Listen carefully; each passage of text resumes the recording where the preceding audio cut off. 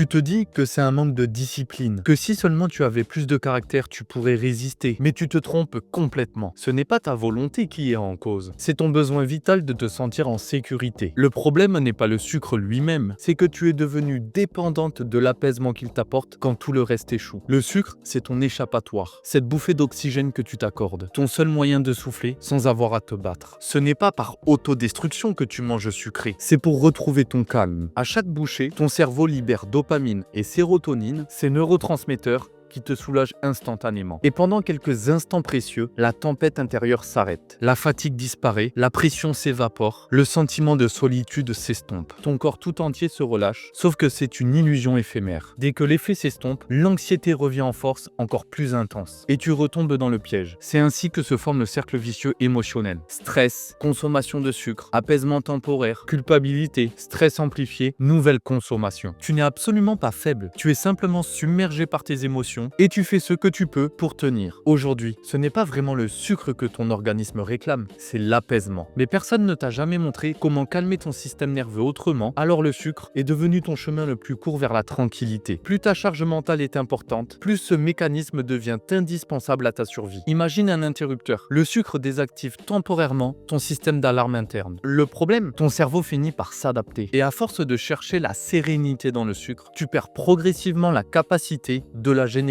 toi-même. Ce n'est pas que tu veuilles arrêter le sucre. Ce que tu veux vraiment, c'est retrouver ton autonomie émotionnelle. Pourquoi quand il s'agit d'apprendre à se libérer du sucre, les méthodes classiques échouent? Parce qu'on te répète qu'il faut éliminer le sucre de ta vie. Mais retirer la seule soupape de sécurité, c'est comme arracher la bouée à quelqu'un qui n'a jamais appris à nager. Sans alternative pour gérer tes émotions, ton cerveau retournera systématiquement vers ce qu'il connaît. Le sucre, qu'il considérera alors comme un soulagement immédiat. Plus tu t'imposes des interdictions, plus tu alimentes l'obsession. Parce que ce n'est pas contre le sucre que tu te bats, mais contre le manque. Ce manque que tu ressens dès que tu t'arrêtes. Ce silence inconfortable. Cette paix à laquelle tu n'es plus habitué. Ce qui te retient prisonnière, ce n'est pas le sucre, c'est ta peur de faire face à ton vide émotionnel. Avant que je ne te donne la vraie solution pour te libérer du sucre, si cette vidéo te plaît, je t'invite à la liker, à la commenter et également à la partager. Par la même occasion, je t'invite à t'abonner à la chaîne, ça me donne un maximum de force pour continuer à te produire un maximum de contenu de haute qualité. Si tu veux apprendre à te défaire de ton addiction au sucre, de te libérer de l'alimentation émotionnelle, je t'invite à réserver ton audit MRE